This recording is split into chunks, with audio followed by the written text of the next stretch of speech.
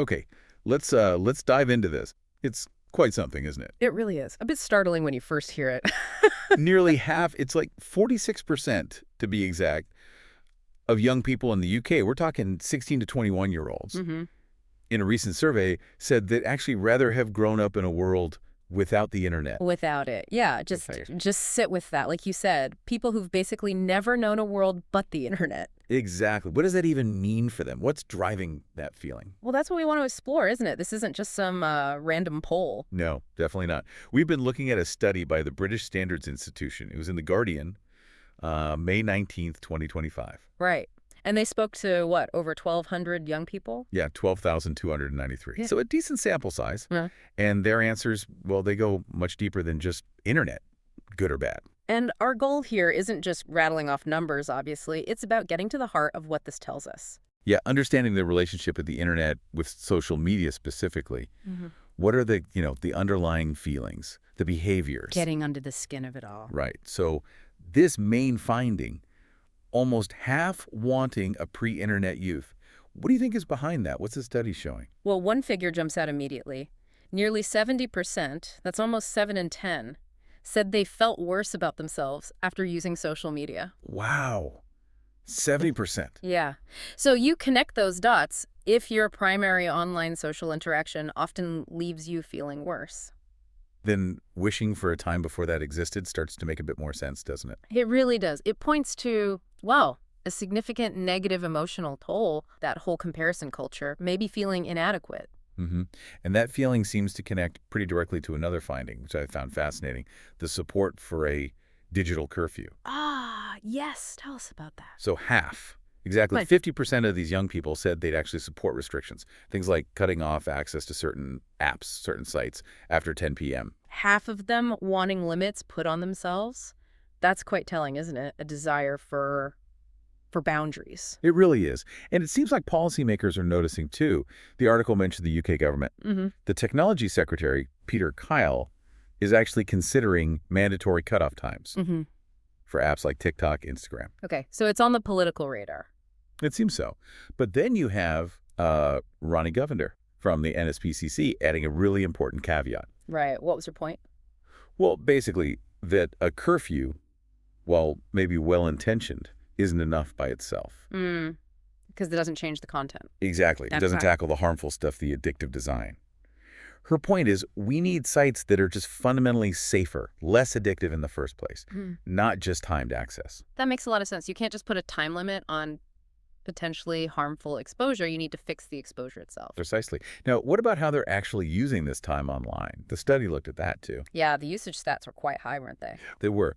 A quarter of them, 25%, were spending 4 or more hours a day just on social media. 4 hours plus. That's a significant chunk of your waking life as a young person. It really is. And some of the behaviors they admitted to alongside that are, well, interesting. Go on. Okay, so 42% said they'd lied to their parents about what they do online. Okay, maybe not hugely surprising, but still significant. And the same number, 42%, lied about their age online. Right. Age gating is clearly not foolproof. Then 40%, 4 in 10, had a secret, like a decoy or burner account. The Finsta idea, perhaps. A place for more authentic self-expression, maybe. Or something else. Could be.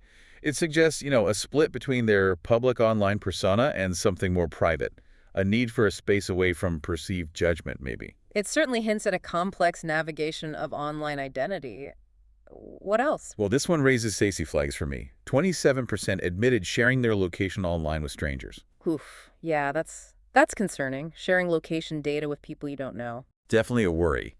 And the study also links some of this back to the pandemic. Ah, right. Increased time online. Massively. 3/4 said they spent more time online because of lockdowns, restrictions, all of that. Which makes sense, of course. Everything moved online. School, social life. But crucially, there seems to be a link between that increased time and how they felt. 68% felt their online time was actually detrimental to their mental health. So more time online correlated with feeling worse mentally for a large majority. They're making that connection themselves. Yes, and, as you're listening, you might think back to your own screen time during that period. Did you feel something similar? It's a relevant question for many of us, I think. It really highlights how that period might have amplified existing issues with digital platforms. So thinking about solutions or ways forward, Andy Burroughs from the Molly Rose Foundation had a really interesting take. What he emphasized. He stressed that young people themselves are very aware of the risks. They know it's not all harmless fun. They're not naive about it. Not at all. And they actually want the tech companies to step up and do more to protect them. It's not just parents calling for this. That's powerful. The users themselves demanding better protection from the platforms. Did he mention specifics? He talked about algorithms. Yeah. How they can push people down these so-called rabbit holes. Ah, yes. Leading users towards more extreme or harmful content, sometimes without them even looking for it. Exactly.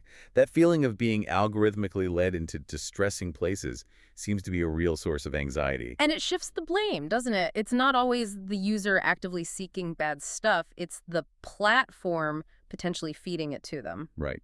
And Burroughs advocates for new laws to embed what he calls a safe-by-design approach. Safe by design. What does that mean in practice for the listener? Well, essentially, it means building safety and well-being into the core design of platforms and features right from the start. Rather than as an afterthought or just reacting when things go wrong. Precisely.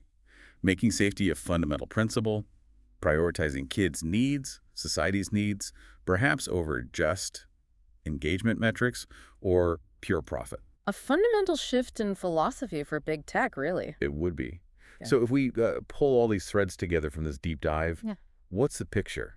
Well, it's complex, but clear trends emerge. A big chunk of young people, these digital natives, are feeling really negative effects from the internet and social media. Yeah, leading to this surprising desire for restrictions, even for a world without it entirely. And that connects directly back to the 70% feeling worse after social media use and the 50% supporting curfews.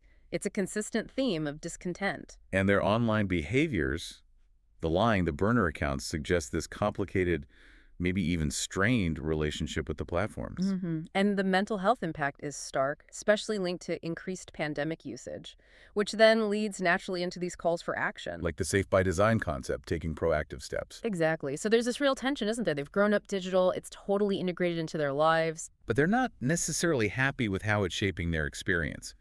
A significant number want something different. Something less overwhelming, less potentially harmful. It really does make you think, doesn't it? When you hear all this, the wish for a pre-internet time, the curfew support, the worries about algorithms, what does it actually tell us about the internet we've built? And how it's woven into society. Yeah. And maybe the big question it leaves us with, and something for you, our listener, to reflect on is, what would a genuinely healthier digital world look like for the next generation?